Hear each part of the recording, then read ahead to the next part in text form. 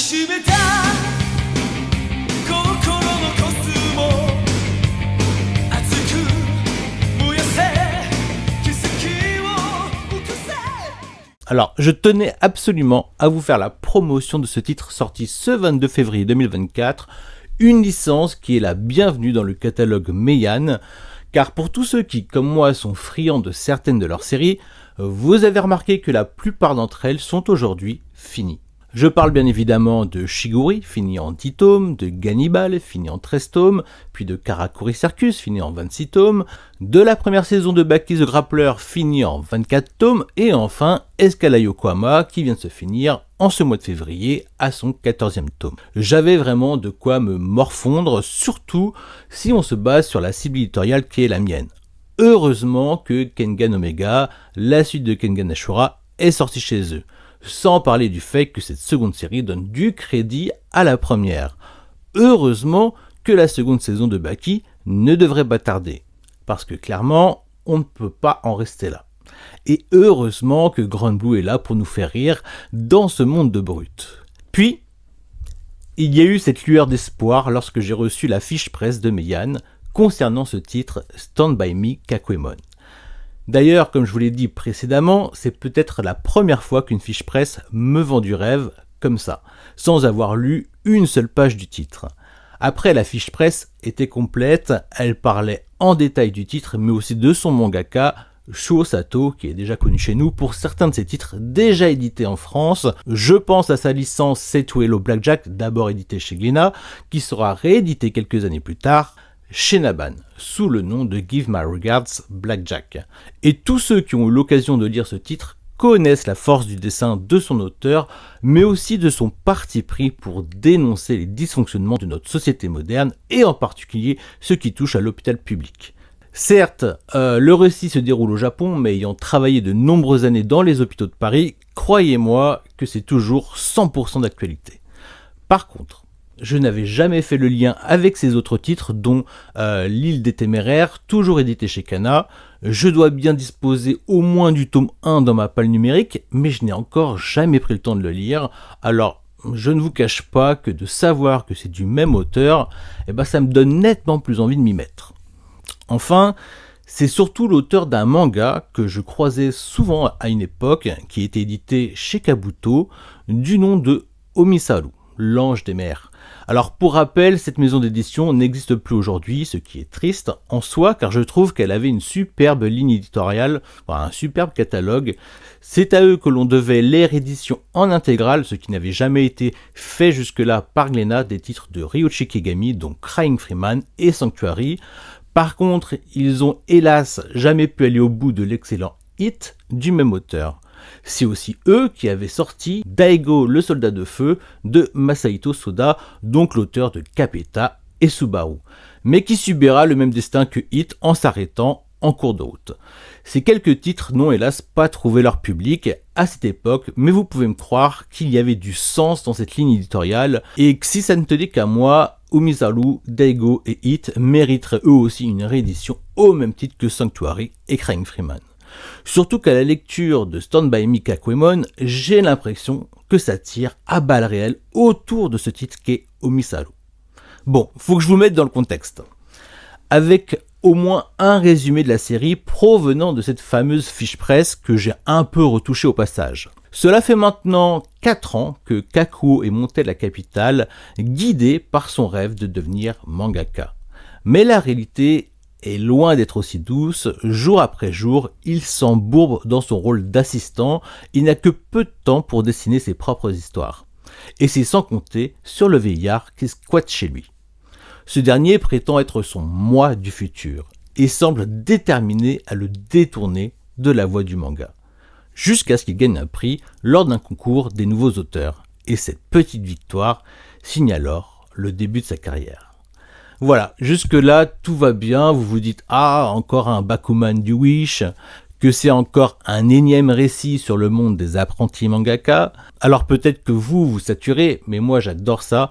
Mais surtout, vous vous mettez le doigt dans l'œil. Si vous restez sur cette pensée-là, je vous explique. Je m'aide à nouveau de la fiche presse pour faire ça bien. Car, entre le lancement de sa carrière, sa première petite amie, son manga qui prend la tête du classement de popularité avec la publication reliée, les rééditions, l'adaptation en film et un tantôt pas forcément bien intentionné, son rêve d'être publié dans un magazine hebdomadaire va vite s'avérer être un véritable cauchemar. Contrat, rémunération à la planche, salaire des assistants, droits d'auteur, voilà la réalité du manga dont personne ne parle jamais. Un auteur dont les titres se sont écoulés à plusieurs millions d'exemplaires nous raconte l'envers du monde du manga et ses pratiques éculées. Un point de vue qui reste teinté d'humour pour nous offrir le meilleur des divertissements dans un style réaliste et sans concession. Shuo Sato se sert de la structure narrative de Doraemon, dont il détourne astucieusement le titre du film de 2014 pour raconter son long et tortueux parcours de mangaka.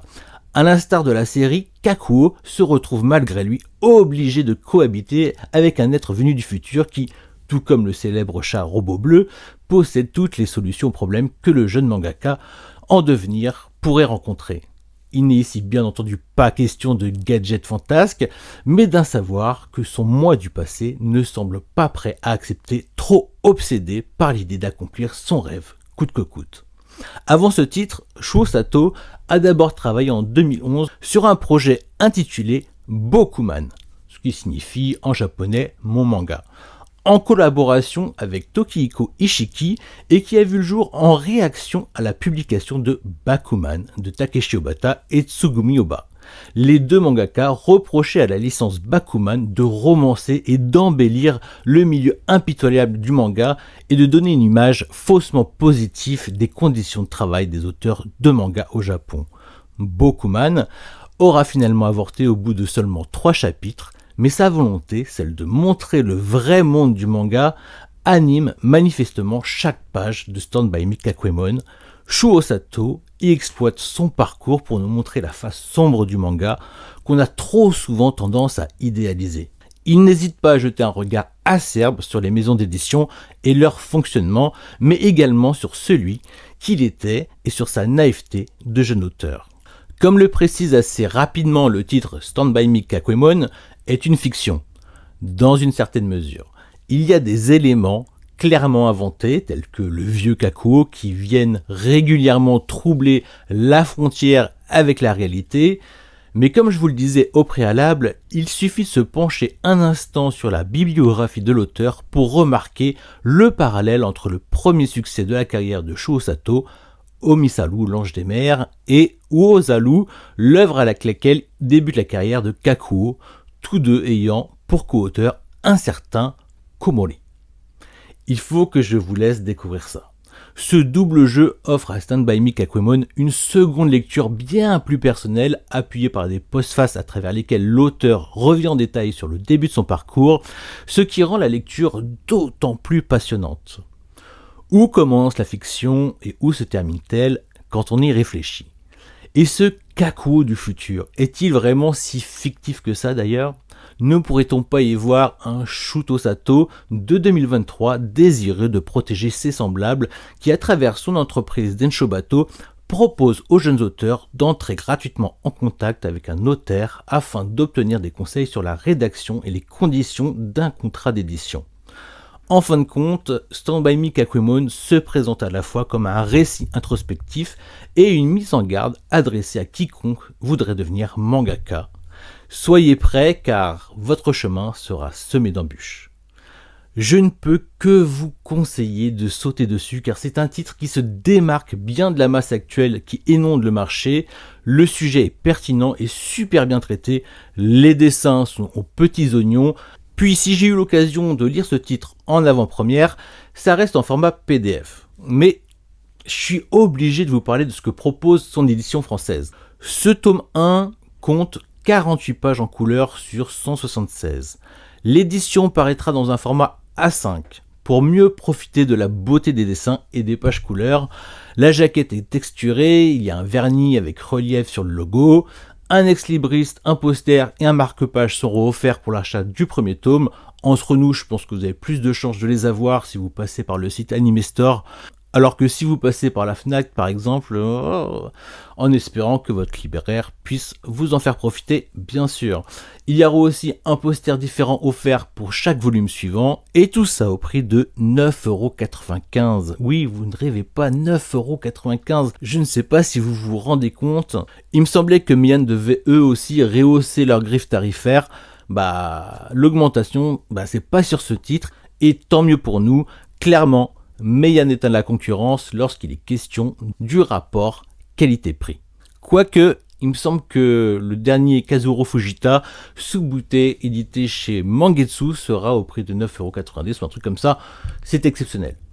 Et enfin, la série est toujours en cours avec 3 tomes parus au Japon, et il y a peu de chances que ce soit une série longue, à mon grand désarroi, mais ce qui devrait en rassurer plus d'un. Voilà.